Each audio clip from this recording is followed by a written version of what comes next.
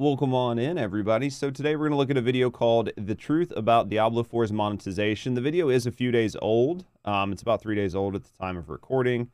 However, the beta shouldn't really change or didn't really change anything regarding Diablo 4's monetization. So let's look at this and let's kind of see what information is out there, if there's something new that I don't know about, or if this is some sort of hot take, or if this is just a clickbait video. So let's hop right into it. Normally taking advantage of player hype is fine. I mean, that's pretty normal marketing. Build up hype and sell the product. But giving the game early to people who pay an extra 20 bones and only a few days early really is Blizzard bending you over in the storeroom. Why? The statement that they just said sort of disqualifies that, because it says paying the extra money to give you an advantage, but only giving you 4 days worth of advantage, or however the exact wording was, sort of disbarred the first half of the statement by, in effect, I don't want to say nullifying it, but really playing down the importance of it. So I don't think the 4 days early access is that big of a deal, but let's see what they say.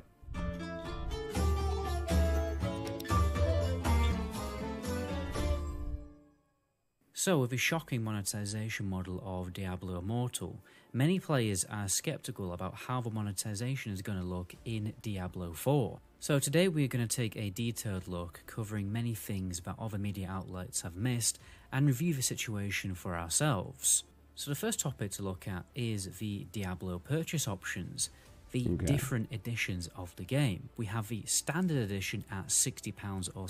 Okay, so, and we're going to go through this, but I mean, these are all pretty standard, right?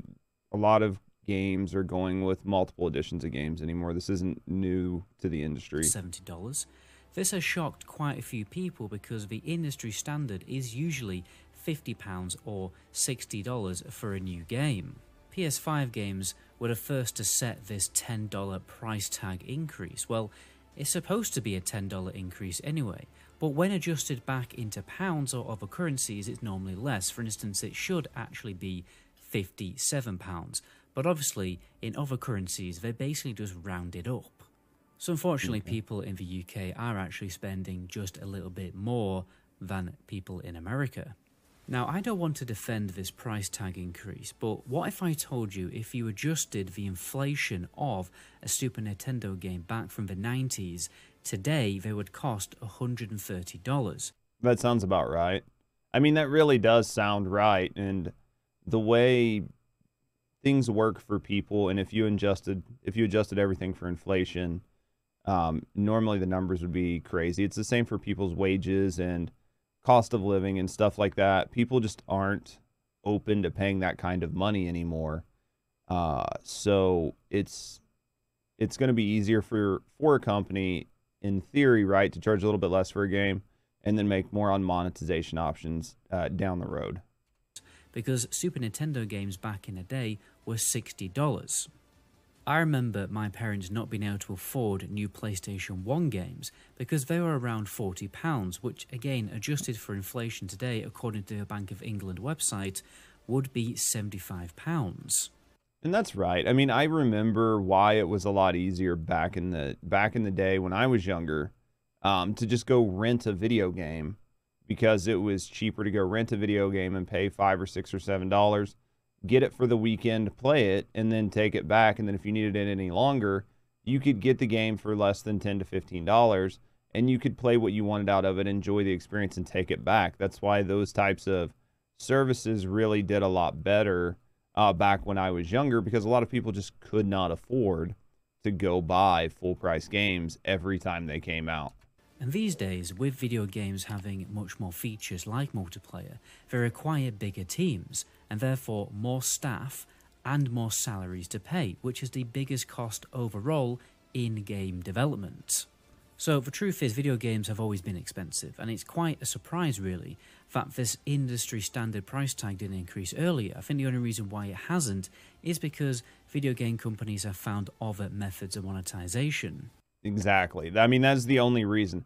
That's the only reason your video games don't cost $120 or $150, is because of the quote-unquote alternative methods to monetization, which is literally just DLCs and cosmetics that take minimal effort to create, but they know will sell, and that helps offset the cost of the game, and in some ways makes companies more money because of the little effort that goes into it, but the bulk amount that they sell those types of items.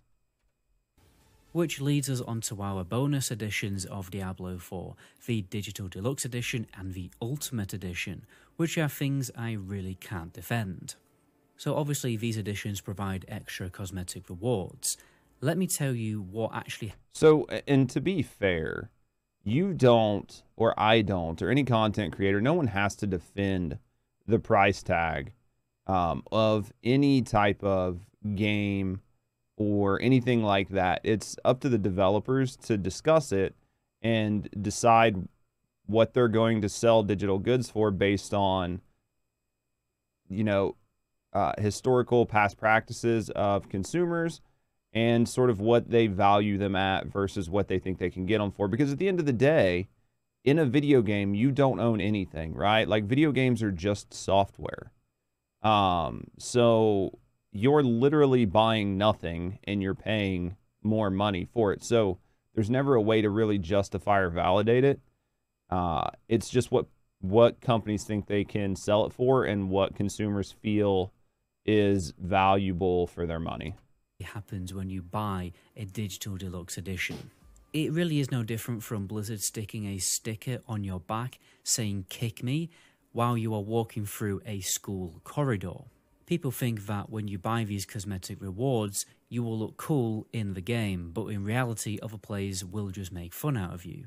When people bought... What? Was that satire? I don't know if that's satire or not. Like, I don't know that people bully people for spending money on cosmetics. Like, maybe they do in some sort of weird pseudo world, but what? The TBC Deluxe Edition, the community made a weak aura to automatically spit on people who had the Phase Hunter mount. And people had to... So, people were dicks because they didn't have the money to buy something. So they decided to try to take it out on people who decided to spend their money on what they wanted to. That seems childish. Prevent people from using the /spit command on other players. Spit, I don't care. In-game with a hotfix. So with the digital... That's just people being whiny. Like, if you can't deal with that, then you have no business being on the internet. To a Deluxe Edition, you will get the Temptation mount, the Hellborn Carapace mount armor, and with the Ultimate Edition, you also get the Wing of the Creator emotes. And these editions also include elements of the premium seasonal battle pass, which I will explain later. But the worst thing about the Digital Deluxe Edition is that they give you the game 4 days early. You will be able to play the game earlier than people who buy the game normally. Now, this monetization strategy is a fairly new thing, and in my humble opinion, it's very, very manipulative and very low and scumbaggy. So, I don't know how I feel about people trying to talk about this monetization practice like it's somehow something terrible.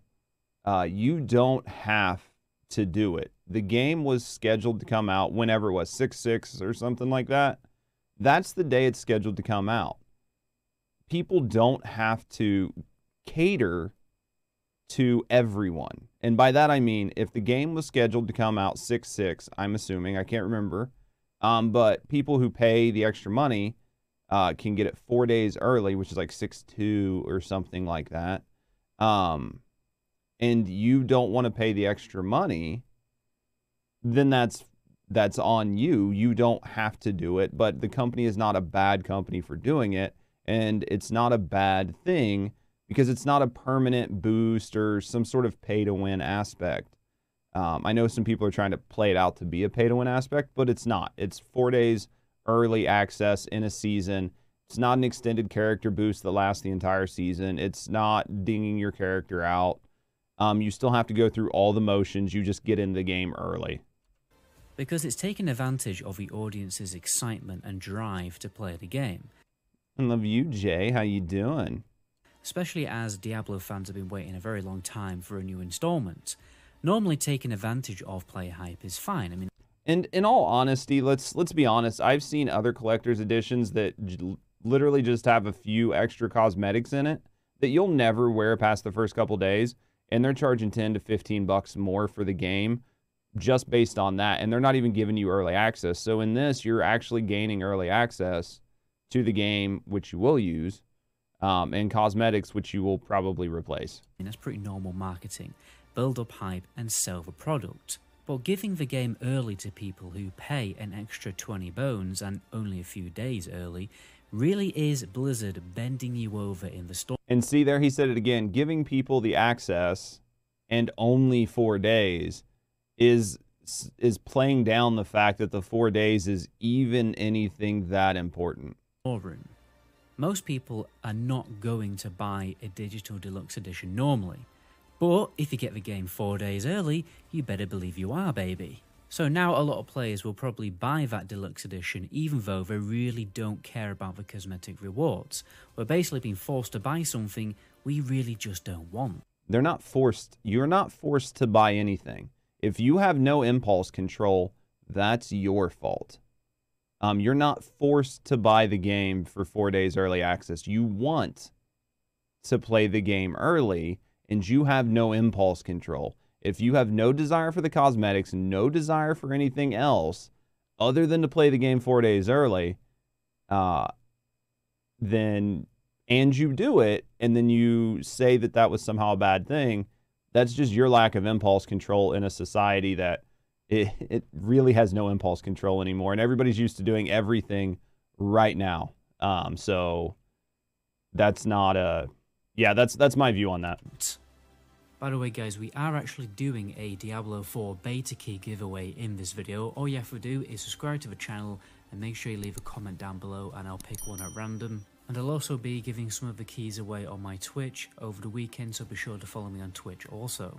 Now let's move on to the Battle Pass. The Battle Pass is a monetization model that many free-to-play games have. The fact that Diablo is a pay-to-play game that also has a Battle Pass is a pretty unique situation. It's not a unique situation. Destiny 2 has a very similar thing, and Diablo is now going to be a live service game, which means after you buy the game the first time, until the next expansion comes out, like Diablo 3 had Reaper of Souls and everything, you get to play the game for free and until something comes out that prohibits you, a new expansion or something like that.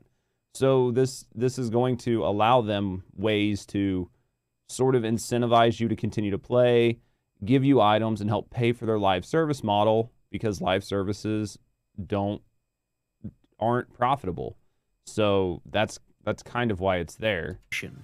But Diablo, and they're not unique. Other games are doing this. If Blizzard live up to their promises, we'll have new content for us to play every 3 months, and this will be totally free content. You don't need to pay for the Battle Pass to get this content. The Battle Pass is a purely cosmetic system similar to the Fortnite Battle Pass. As far as I understand it, new cosmetics will also unlock every 3 months that you will automatically gain access to when you are paying for the Battle Pass. So I guess the fact that there is free content coming out every few months, this cosmetic Battle Pass and the cosmetic in-game shop is somewhat justified. It's not somewhat justified. It is 100% justified. You cannot, we've just went over just 5 minutes earlier in the video that games cost more to produce today than they did 5 or 10 or 20 years ago. And the industry's charging less for the games today with inflation than they did 5 or 10 or 15 years ago. And those games were one and done. They sold it to you and they moved on to the next game. Now games have a sort of live service aspect where people can expect to play the game for an extended period of time, at months or years, with only one purchase. And that's unsustainable as a business model. So season passes and all these other things are ways to help offset those costs. Because without systems... So it's 100% justified. Like this, obviously you would have to pay for the content updates instead, because they would have to function more like a DLC. What would happen is they would function like an MMO, where you pay a monthly subscription cost, $10, $15, $20 a month, to help pay for the upkeep in those live services. But if you ask me, I think the game purchase price should have been dropped slightly if you're going to have a monetization system like this. Otherwise, you are going to convey a very greedy company image and frustrate a lot of players. I disagree with this. Again, because we had just went over just a few minutes ago how the games are undervalued compared to what they used to be. So now you're saying not only are they undervalued, but they need to be undervalued even more and rely more on people wanting to spend money on cosmetics and wanting to spend money in game, and then demonize that exact same act as being bad in some sort of way.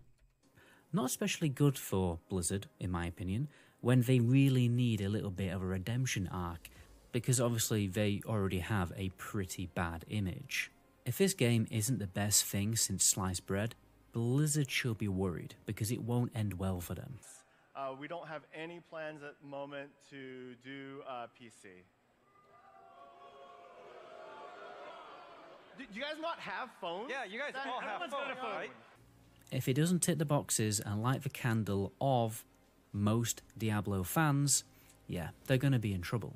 Now, early reviews have, on the majority, illustrated the game in a good light so far. And the beta has shown the game in a good light, for the most part. Given it's early and we don't have access to everything, it's really hard to tell, but it does feel good for the most part. But some reviews have pointed out lag and other in-game glitchy issues. And those are early game issues like lag and rubber banding and server instability, and those should be, in theory, fixed well before the game goes live, or at least right into when the game goes live. So we'll see how this pans out in the future. If the game launches with huge instability issues, which, let's be honest, who's in the queue now, bitch? Has been a common recurrence in recent history of Blizzard games, remember Warcraft 3, the game will suffer. Now, the Ultimate Edition also includes an accelerated Season Pass with 20 tier skips. Now, there's not a lot of information as to what this exactly means, but what is very likely is the Season Pass is an accumulative tier bar system that requires players to do something in-game, whether it's gain experience points or paragon points, or spend gold to level up the tiers. And this Ultimate Pass jumps you straight to tier 20. I imagine every tier, you're going to gain some new cosmetic reward, or it could be every 5 tiers. It's probably going to be every 1 tier for a little while, and then it'll jump up, and you'll get different stuff with it, but yeah. Yes, for example. So essentially, you pay money for a cosmetic reward, but even after you are given Blizzard money, you still have to play the game in order to unlock the cosmetic you have paid for. Now, if this is unlocked naturally while... Yeah, sorry, for the dumb look on my face, that's the way battle passes have generally worked. You get them either free or you pay for them, and then you have to play the game to unlock the items. This is also not new to the industry. Just playing the game or waiting for it to be unlocked, there probably won't be any issues. But if this manifests as an extremely boring and grindy min-max method to unlock the Season Pass tiers as fast as possible, then there's going to be a problem. Well, if you're trying to unlock them as fast as possible and not enjoying the process, then that's again on you. That's your style of play and how you enjoy it, right? If it's not set up in a way that's advantageous to rushing through the Season Pass to unlock everything, that's not Blizzard's fault. That's just the way they've designed it. And if it's not a way you like, then that sucks, but it is what it is. Because then you're paying money to unlock a cosmetic, and then you have to do lots of boring grinding, basically work, let's be honest, to earn something you have already paid for, which is just a stupid system. I get it. I get that it's a stupid system. If you'd rather just pay 10 or 15 bucks per cosmetic then I'm sure they could be happy to look at doing something like that. But it's sort of this standard right now, and it's just incentivizing you or giving you something to do while you're playing the game, right? So hopefully it won't turn out like that. I think personally for me it would just make more sense for the tiers to periodically unlock guaranteed over the course of the season, like, you know, every 5 days or something.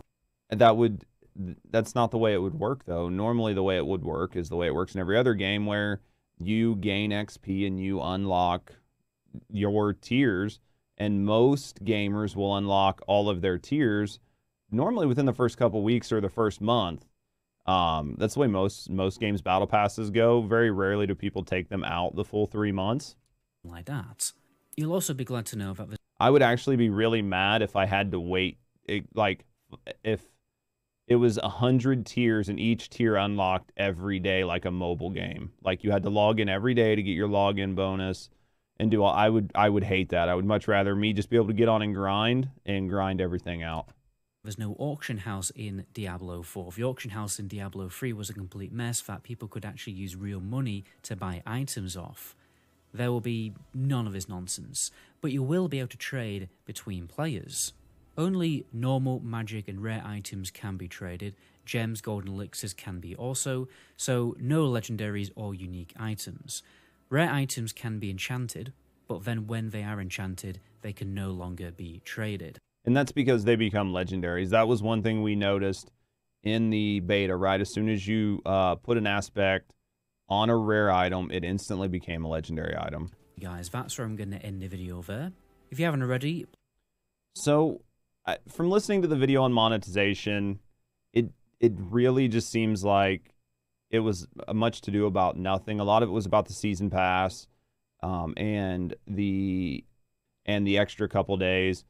There wasn't anything new in here. There were definitely a lot of points that I disagreed with. But let me know what you guys think down in the comments. And as always, have a great day.